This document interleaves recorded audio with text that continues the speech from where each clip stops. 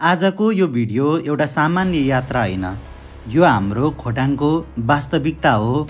हाम्रो सडकको पीडा हो र स्वास्थ्य सेवा पाउन हामीले गर्नु परेको सङ्घर्षको कथा हो। हामी आज खोटाङ बजारबाट एकजना बिरामी हजुरआमा लिएर इन्द्रेणी पोखरीको आधारभूत अस्पतालतर्फ निस्किएका थियौँ। उहाँको स्वास्थ्य कमजोर थियो, तर त्योभन्दा कमजोर त हाम्रो प्रणाली र हाम्रो पूर्वाधार रहेछ भन्ने कुरा यो यात्राले फेरि एकपटक देखाइदियो। हामी एउटा सानो 3 चक्के अटो चढेर निस्क्यौँ। हजुरआमा हात समाइरहनुहुन्थ्यो, डरले होइन तर बाटोले दिएको दुःखले। खोटाङ बजारको मुख्य सडक छाड्दै जाँदा हरेक मोड, हरेक खाल्डाखुडीले उहाँलाई मात्र होइन, हामी सबैलाई हल्लाइरहेको थियो। कति ठाउँ त अटोले आफैलाई उठाएर बोके झैँ ड्राइभरलाई भार पर्यो। तर के गर्ने, यही बाटो, यही विकल्प। कसैको जीवन जोगाउन दौडिएको यात्रामा यसरी जोखिम मोल्नु पर्ने पर्यो। अटो कहिले ढल्किन खोज्छ, कहिले टायर फस्छ, कहिले ड्राइभरको मुखबाट हजुरआमा रोकिदिनुहोस् भन्ने आवाज आउँछ। तर हामीलाई रोकिने समय थिएन। हजुरआमालाई एक्सरे गर्नुपर्ने थियो।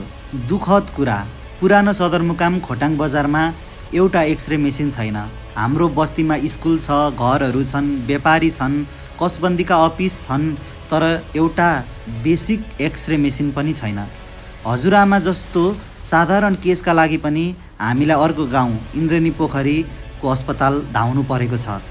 कति परिवार, कति बिरामीहरूले यही असुविधा झेलिरहेका होलान्। कसैको दुखाइ, कसैको ज्यान यस्तै कमजोरीमा अल्झिरहेको छ। यात्रा थप गाह्रो हुँदै गयो। बादल लागेको मौसम, पानी परेपछि त्यो बाटो अझ झन् खतरनाक बन्छ। अटोका पाङ्ग्राहरू बाटोको काठे पुल जस्तै डुल्थे।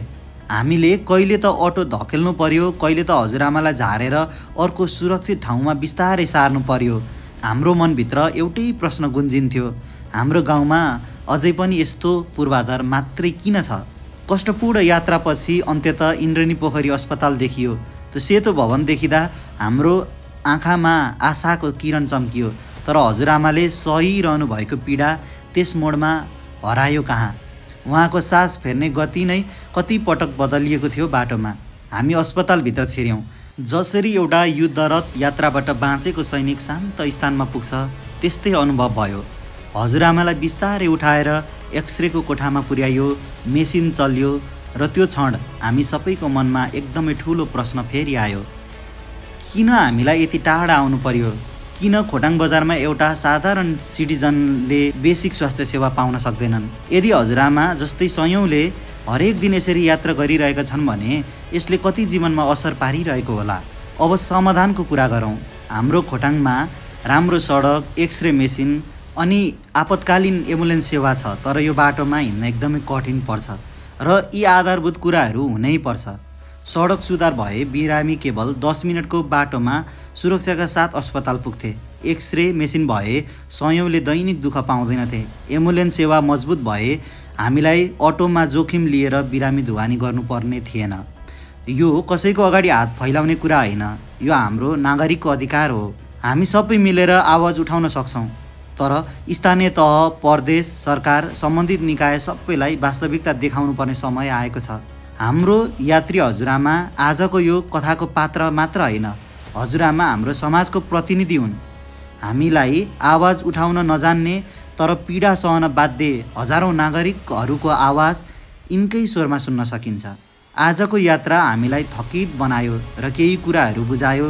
सडक सुधारिनुपर्छ, स्वास्थ्य सेवा विस्तार हुनुपर्छ र नागरिकहरूले दुःख होइन सुविधा पाउनुपर्ने हो। हामीले हजुरआमालाई उपचार गरायौँ, तर यो कथा यहाँ अन्त हुँदैन। आजको भिडियो मार्फत हामी सबैको आवाज, सबैको माग र सबैको पीडा साझा रूपमा राख्दछौँ। कृपया सडक बनाइदिनुहोस्, कृपया स्वास्थ्य सेवा सुधार गरिदिनुहोस्, हामीलाई पनि बाँच्न सजिलो बनाइदिनुहोस्। धन्यवाद। यदि तपाईँले पनि यस्तो अनुभव गर्नुभएको छ भने तपाईँको आवाजले पनि ठुलो परिवर्तन ल्याउन सक्छ। हामी सबै मिलेर खोटाङको भोलि सुधार्न सक्छौँ।